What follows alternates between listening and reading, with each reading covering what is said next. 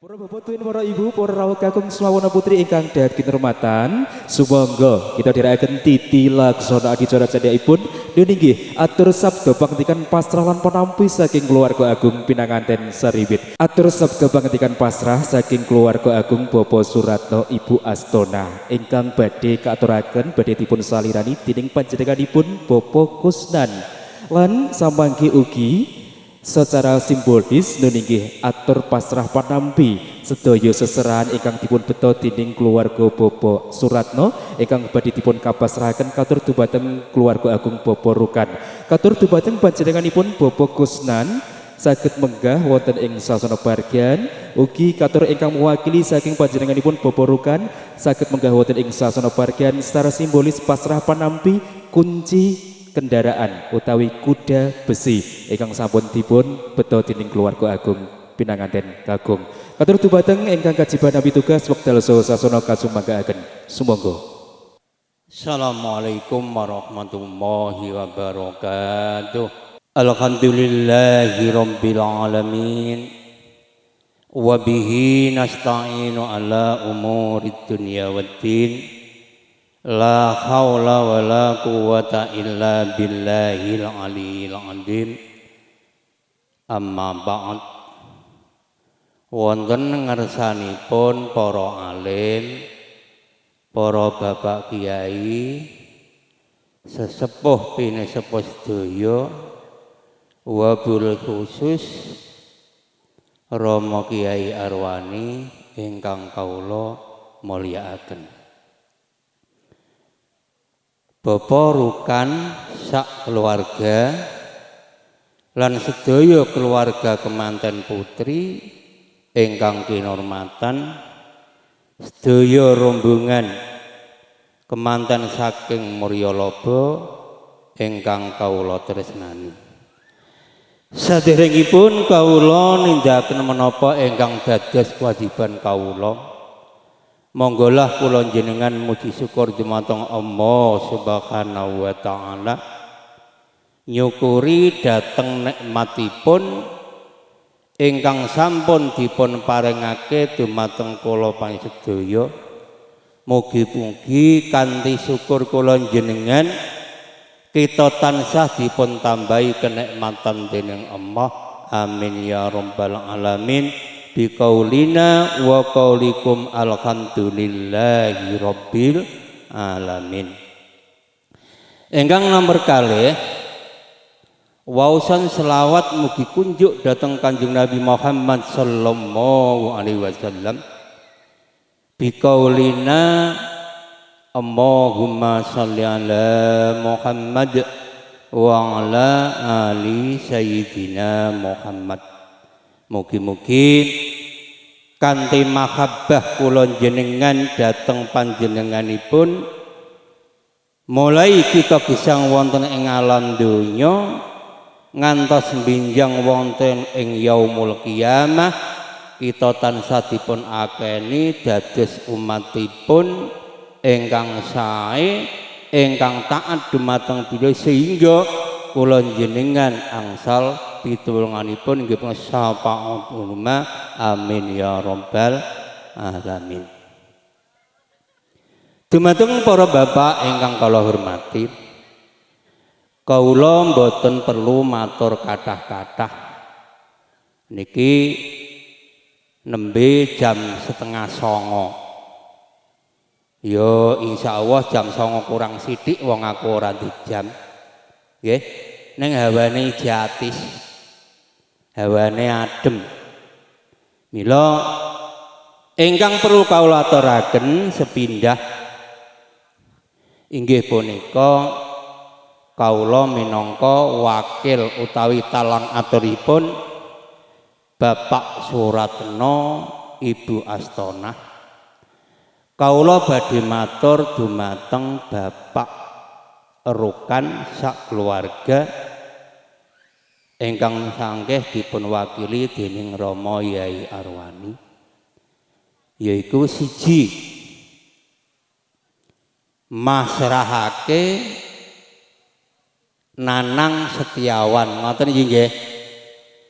Nanang Setiawan iku bocahe dhuwur, ireng mulus, ganteng.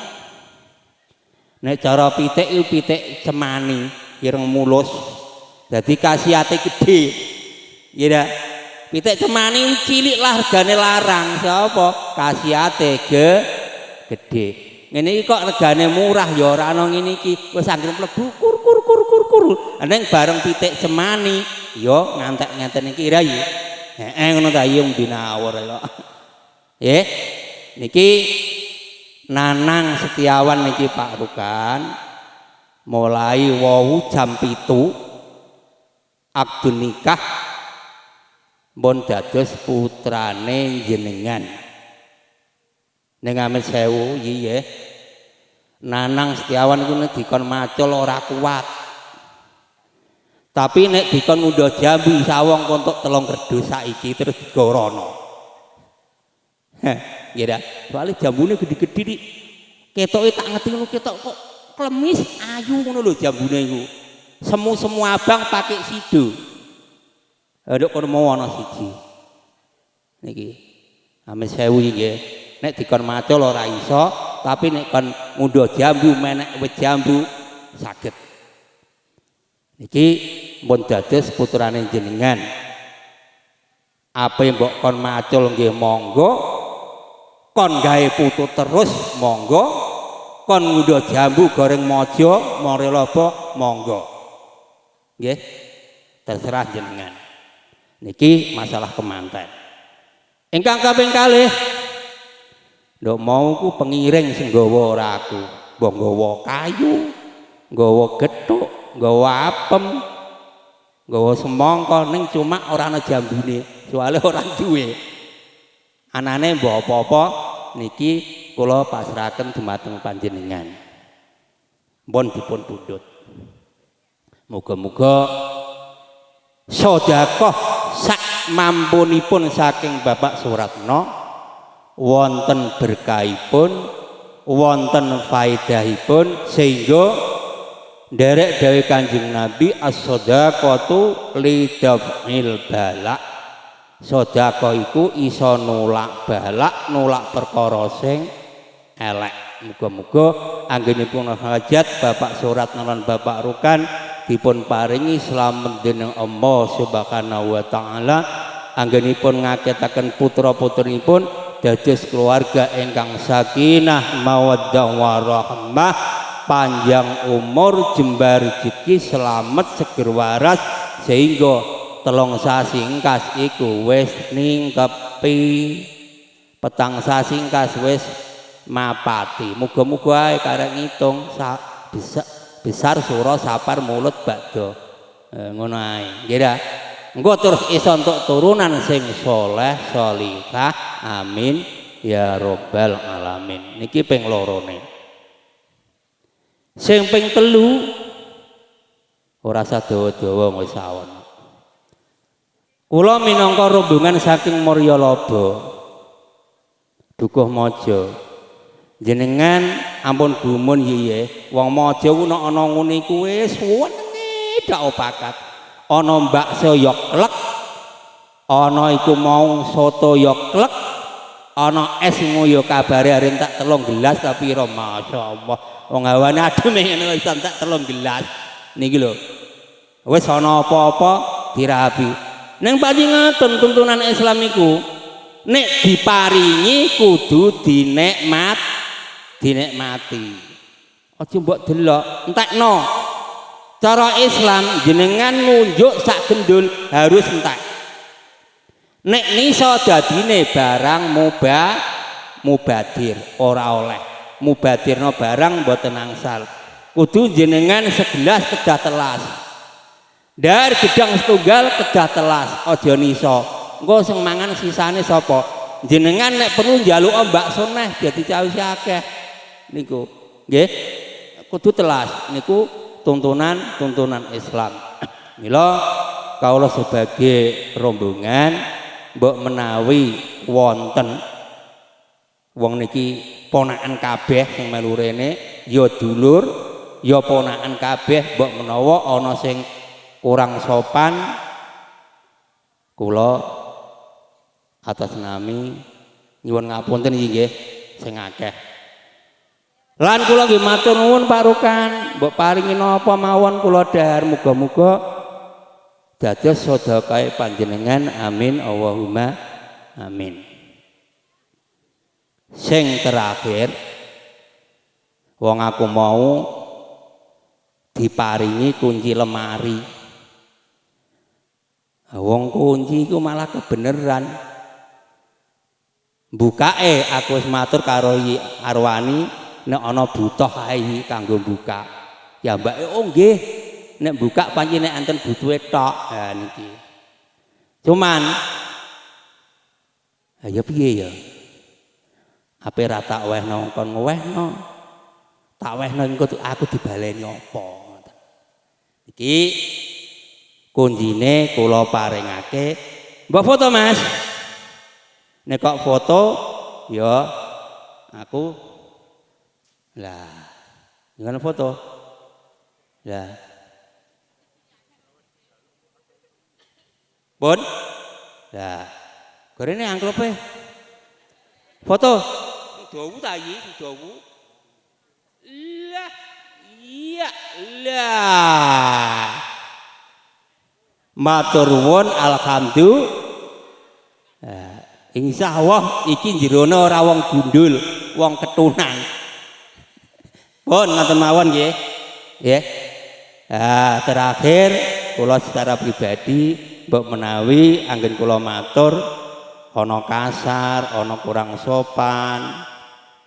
Niki kula sebagai manusia biasa duweni sifat lali, salah, apes, kula nyuwun agunging samudra pangapunten. Wal afu minkum. Assalamualaikum warahmatullahi wabarakatuh. Assalamualaikum warahmatullahi wabarakatuh. Bismillahirrahmanirrahim. Alhamdulillahirabbil alamin. Wa bihi nasta'inu ala umurid dunya waddin.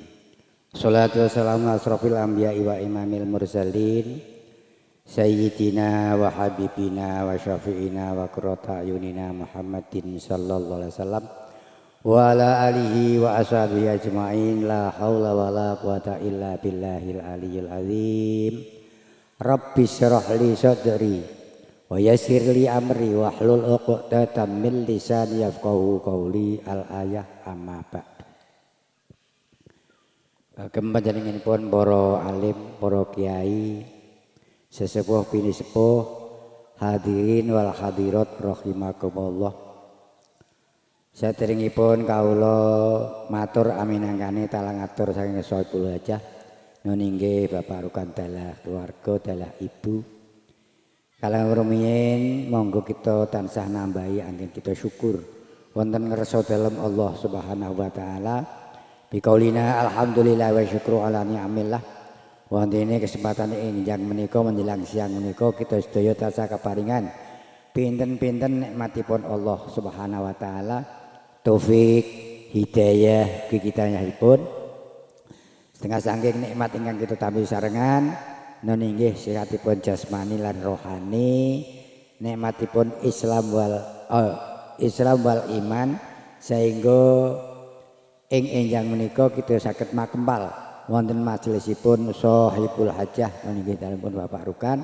Mugi kempal kita panjenengan sami, rawuh kita panjenengan sami wonten ing menika majelis leres bekta pinten-pinten barokah, bekta pinten-pinten manfaah, barokah lan manfaah katur dumateng sedaya kajatipun Bapak Suratno lan Bapak Rukan, amin Allahumma amin. Shalawat masalam monggo kita aturaken wonten panjenenganipun Nabiullah Agung Muhammad Rasulullah sallallahu alaihi wasallam. Biqaulina Allahumma sholli ala sayyidina Muhammad. Ing pangajab mugi-mugi kita sedaya sarengan Sohibul Hajah sekalian kala wau tansah pinaringan syafaatul udwanipun Baginda Agung Muhammad Rasulullah SAW wiwit ngalam donya ngantos bijang wonten alam akhirat, amin Allahumma amin. Dumateng para bapak hadirin ingkang minulya, ing enjang menika kawula badhe matur minangkani matur nuwun. Matur nuwun nggih. Kawula wau diparingi saking wakil Bapak Suratno. Sakmenika sampun kawula tampi kawula atasan Bapak Rukan.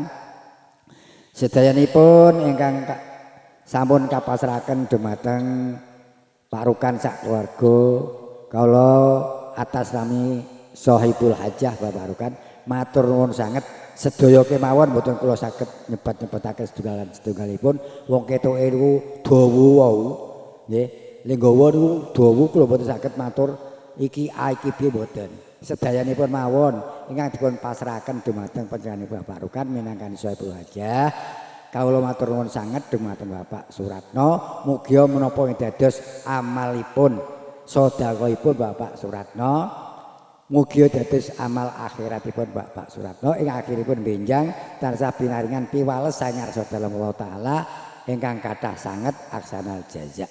Pramila kawula tampi saking legane manah.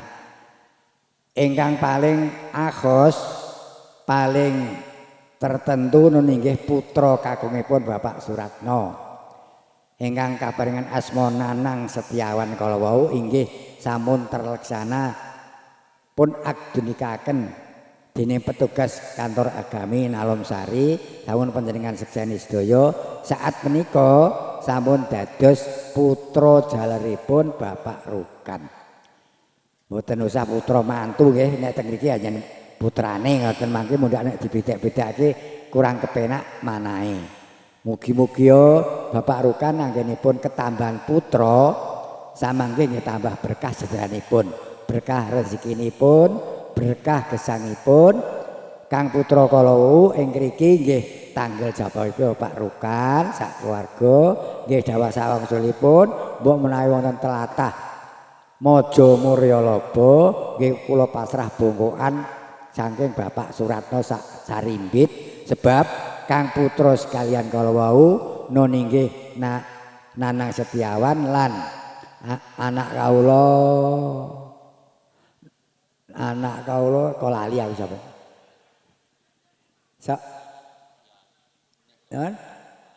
nggih anak aran-aranan banten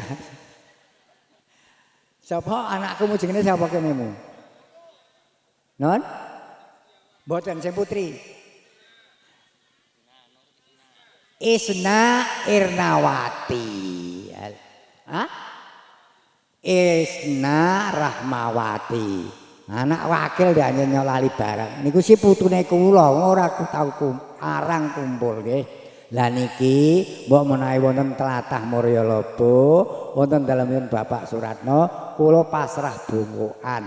Tegesipun bimbing sedayanipun ampre saenipun Kang putra sekalian. Nggih kakunge, nggih estrine, sae menggah tiang sepuh, sae menggah masyarakat, sae menggah negari, sae menggah agami.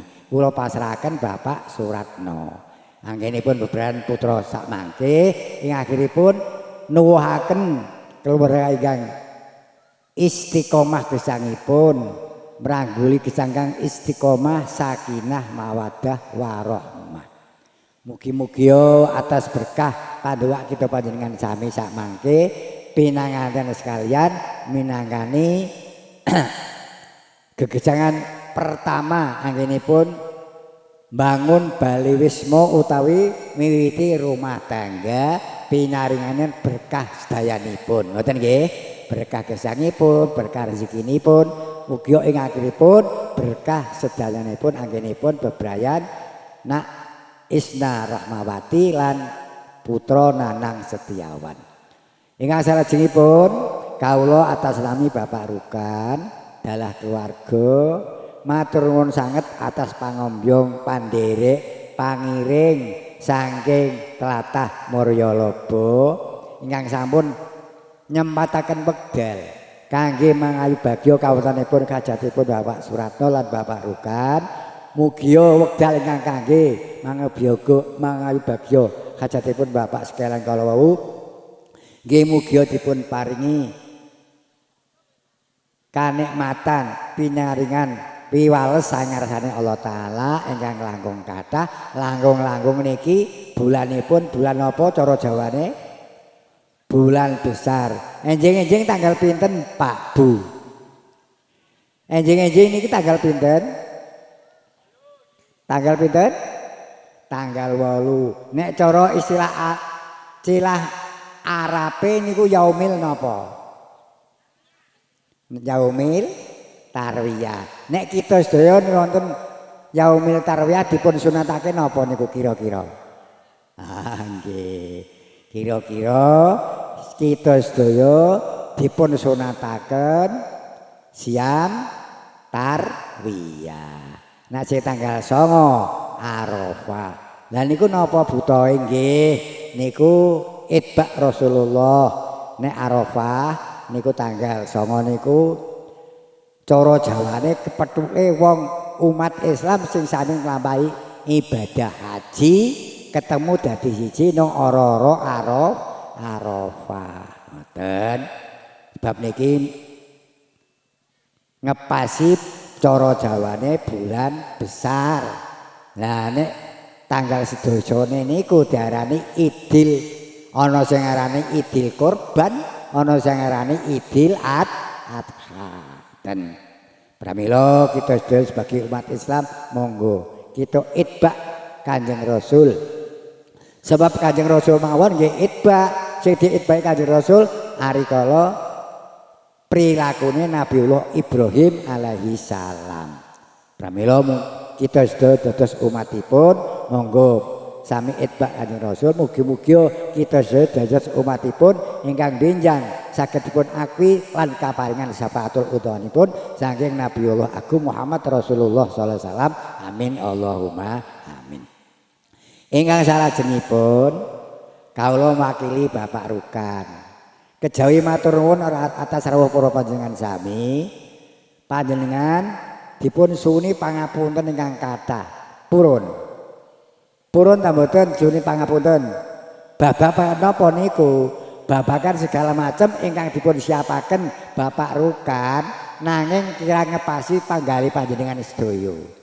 Bapak Rukan niku manusa lumrah, manusa biasa. Nggih mesti kurang. Mun diusahani seminggu sing dereng kelampahan niku pun dipikiri. Nanging terbatasipun kemampuanipun Bapak Rukan, kiranganipun Bapak Rukan nyuwun ageng pangapunten ingkang sak kata-katipun kagem panjenengan sedaya ngoten nggih, ngengingi fasilitas palenggahan, pakhormatan lan sanes-sanesipun lah ingkang wonten magepokanipun kalayan hajat ing saat menika. Kiranganipun Bapak Rukan nyuwun agungipun pangapunten kagem panjenengan sedaya. Ngoten nggih.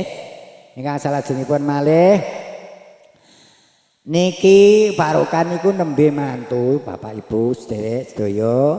Pramila niki bakdane acara demi acara mestine hake pengantin kakung niku pengantin putri diboyong ngoten nggih. Nggih ta mboten? Diboyong napa? Nah, diboyong ra nimbrung. Diboyong, leres diboyong. Ning boyongan iki ala kadaripun pinanganten putri mangke kawula sambut ala kadaripun. Ngoten? Sebab napa? Sebab pinanganten putri niku karyawan nggih. Nek menawi kanca sanak familine dereng saged silaturahmi mriki li pengantene pun nimbrung teng ngene nang Setiawan mangke mesake kanca-kancane sing wong dadi pengantin sepisan kok kancane teka ora menangi pengantene. Niki ala kadaripun pinanganten putri sak mangke kawula sambut mriki. Ning kula nyambut urusan balik kono mboten usah marani Pak nggih. Balekake teng ngene Muryalaba niku urusane wong bate. Ngoten nggih.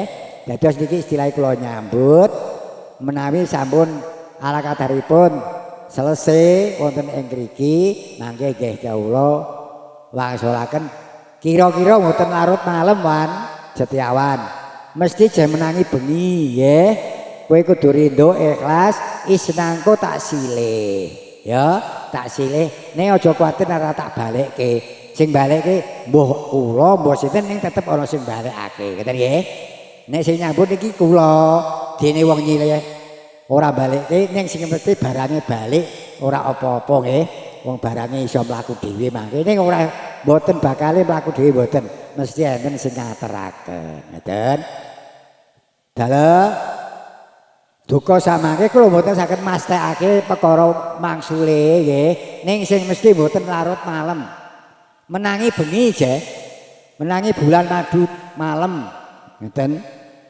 kula niku pun anu kok pun pikir-pikir wong kula pengantin kawak gitu betul pengantin kawak niku pikir-pikire rada dawa mboten cekak gitu pramila wong nyilih niku hake balekake niku nggih nyilih napa mawon derek gitu nyilih napa mawon niku hake pancen mangsulaken nyilih duit istilah utang ya nyaur gitu betul nene nyilih barang ya mangsulaken ane sing kula silih niku barang mboten terima barang malah barang pengaji pol gitu betul pengaji pol iku ora ana sing ngimbangi malih ngoten pramila mugi-mugi sedaya talang atur saking Bapak Suratno talang atur saking Bapak Rukan sedaya kala wau ndadosaken perhatosan kita sedaya ugi nggih kirang langkungipun panjen sedaya niku wakil mestine ya ana kacele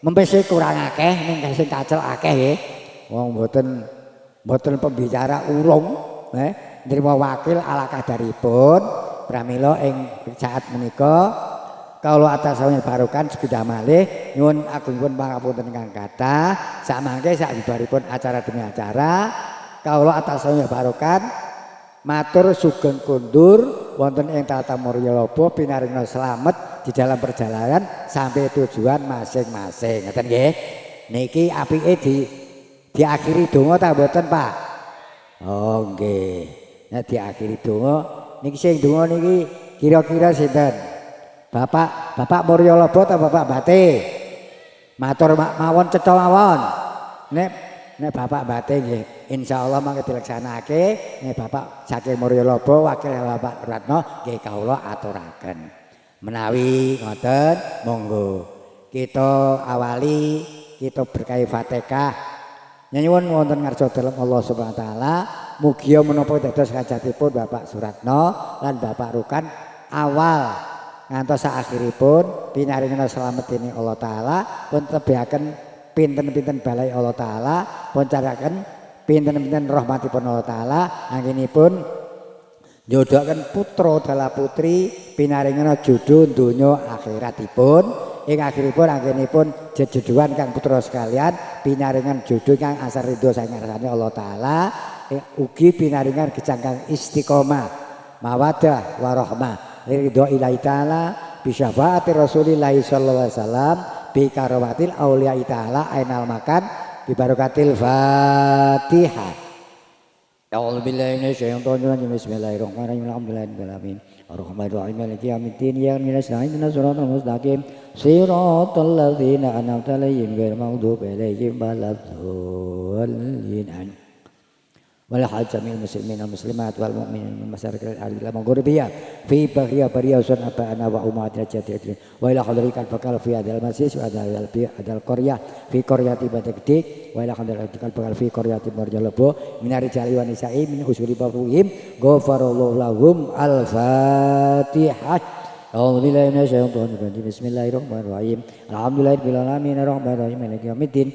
Iyyaka nasta'in ihdinas siratal mustaqim. Siratal ladzina an'amta 'alaihim ghairil maghdubi 'alaihim waladdallin. Sumal fatihatu li nafsi pinanganten sekalian nun niki Nanang Setiawan Rahmawati bi barakatil Fatihah. A'udzu billahi minasyaitonir rajim. Bismillahirrahmanirrahim. Alhamdulillahirabbil alamin. Ar-Rahmanir-Rahim maliki yaumiddin. Iyyaka nasta'in ihdinas siratal mustaqim. Siratal ladzina an'amta 'alaihim ghairil maghdubi 'alaihim waladdallin. Amin. Allahumma shalli ala sayyidina Muhammad wa ala ali sayyidina Muhammad sayyidil awwalin wal akhirin wa sallim wa radhiyallahu tabaraka wa ta'ala an kulli sayyidina Rasulillah ajmain. Bismillahirrahmanirrahim. Alhamdulillahirabbil alamin. Hamdan syakirin, hamdan na'imin, hamdan dakirin hamdan yu'abbayu majidah ya Rabbana lakal hamdu kama yanbaghi li jalalika min sultanik Allahumma ya Allah salimna salim dinana wa salim hajatina wa salim hajatina Pak surat wa barukan wa salim min afatid dunya wa bil akhtam ya rabbal alamin taqabbal tuna ya rabbi maulana innaka antas samiul alim wa tub alaina innaka antat tawwabur rahim Allahumma inna na'udzubika min ilmin la yafa wa qalbin la yasha wa amal la yufa wa du'ain la yasma Allahumma ya Allah sabit imanana ala dinil Islam bangsurna al kamil kafirin Allahumma ja'alna wa jalladana wajal auladana min ahlil ilmi walil khairi walul Qur'an wa min ibadika sholihin wala taj'alhu min asri wa dzulmi wa tughyan innaka la kulli qadir Allahumma ya Allah alafta bainahuma adama wa hawa walafta bauma ibrahima sara walafta baina yusuf wa zulaikha walafta baina adama wa ilafta baina muhammadin sallallahu alaihi wasallam wa qatal kubra walafta baina fatimah al-jurra rabbana hablana min azwajina wa dzurriyyatina qurrata ayun waj'alna lil muttaqina imama Allahumma ya Allah as-salatu wassalamu ya sayyidi ya Rasulullah as-salatu wassalamu ya sayyidi ya Habibullah agisna syariah menjadilah Allahumma sholli sholatan ana ta'ni wa ta'un yaman amarahu ida arada syai'an ayyakula lahu kun fayakun Allahumma rabbana anjil alaina ma'idatan minas sama takulana indal awalina wal ayatan minkar warjukna wa anta khairur raziqin rabbana ftah bainana wa baina qaumina bil haqqi wa anta khairul fatihin rabbana atina fid dunya hasanah wa fil akhirati qina adzabannar jazallahu anna muhammadan sallallahu alaihi wasallam wa ahlu subhana rabbika rabbil izzati amma yasifun wa salamun alal mursalin walhamdulillahi rabbil alamin bi asri nuril fatihah A'udzu billahi minasyaitonir rajim. Bismillahirrahmanirrahim. Alhamdulillahirabbil alamin. Arrahmanir rahim maliki yaumiddin. Iyyaka na'budu wa nasta'in ihdinas siratal mustaqim. Siratal ladzina an'amta 'alaihim ghairil maghdubi 'alaihim waladdallin. Rabbi ighfirli wa li walidayya wa lil mu'minina amin. Alhamdulillahirabbil alamin. Semanten ingkang saged kawula aturaken minangkani talang atur Bapak Rukan. Kira ngatur kawula ngen kawula wakili dhumateng Gusti aja nyuwun agung pangapunten ingkang kathah kawula akhiri taqabbalallahu minna minkum taqabbal karim wallahul muwaffiq ila aqwamit thoriq assalamualaikum warahmatullahi wabarakatuh. Katur dumateng panjenenganipun Bapak Kyai Kusnandala panjenenganipun Bapak Kyai Saroni dipun aturaken gunging panuwun ingkang tanpa pepindhan. Mugi-mugi punapa ingkang sampun katuraken dening panjenenganipun Rama Yai kekalih kala wau saged dados manfaat dumateng kita sedaya kalangkung katur dumateng pinanganten sarimbit saged dados sangu anggenipun bangun keluarga menika. Amin Allahumma. Alhamdulillah. Para putuin, para ibu, para kakang semawana putri ingkang dahat kinurmatan lulus raharjo niri ing sabikala atur sabda pangandikan pastor lan panampi saking keluarga agung pinanganten sarimbit. Pramila sekedap malih samangke kita dherekaken titi laksana adicara candhaipun dene nggih medaleng pinanganten sarimbit utawi upacara kirab pinanganten sarimbit.